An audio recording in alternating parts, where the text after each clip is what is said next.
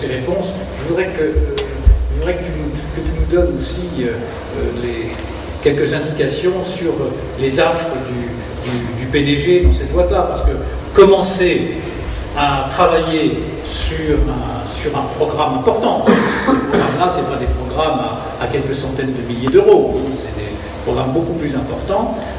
Il faut que la boîte prenne des risques, il faut que la boîte soit un peu solide financièrement, et là, à l'époque, elle ne l'était pas vraiment. Donc, comment est-ce que vous avez fait? Je dirais, la première chose, c'est un peu déplaisant quand on parle d'innovation, c'est effectivement avoir une cible, avoir une vision, une perspective, parce que je crois qu'autrement on ne bâtit jamais rien, mais c'est quand même de regarder la première affre. La première affre s'appelle le cash. On va se raconter l'histoire. L'idée de base, c'est de dire j'ai une société qui est aujourd'hui là. Le but, en essayant de faire partager l'approche avec nos amis, nos clients, certainement, on a accessoirement aussi un valeur actionnaire, c'est de dire on veut arriver là et comment est-ce qu'on peut y arriver. Et l'AFRE, ça consiste tous les jours à essayer de maintenir le cap. Alors elle est surprise parce que ce qui est très intéressant, c'est quand on rebâtit comme ça une entreprise, vous avez des gens qui se réveillent, et pas imaginer.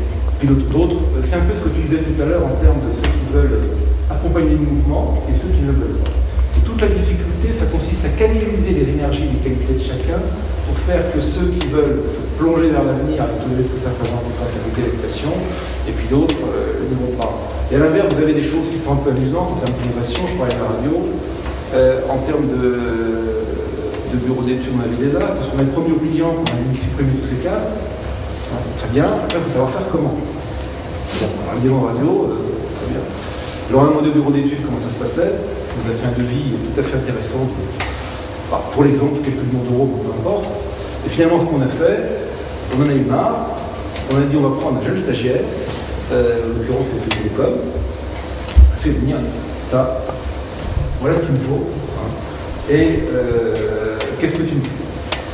Et vous travaillez avec l'équipe évoquée en question. Et ce gars-là, tu connais, en un an, nous a fait un boulot extraordinaire. Alors moi, plutôt que les affres, je préfère parler finalement du côté un peu aventure, je pense qu'on retrouve dans tous les cas. C'est des choses assez extraordinaires. Et même ce gars-là qui après est allé chez un autre grand groupe, on ne citera pas dans l'économie de France, est revenu après, un an après, en disant écoutez les gars, on s'amuse plus parce que finalement, tous les jours on essaie de se remettre en cause, on n'a pas beaucoup de budget, même pas l'américaine, on s'est dit on va y arriver. Donc ça, moi j'insisterais bien plus que sur les arts, sur les côtés, je dirais très stimulants de l'initiative que les gens petit à petit découvrent en eux, alors qu'auparavant ils ne l'avaient pas. Moi je dirais plutôt ça.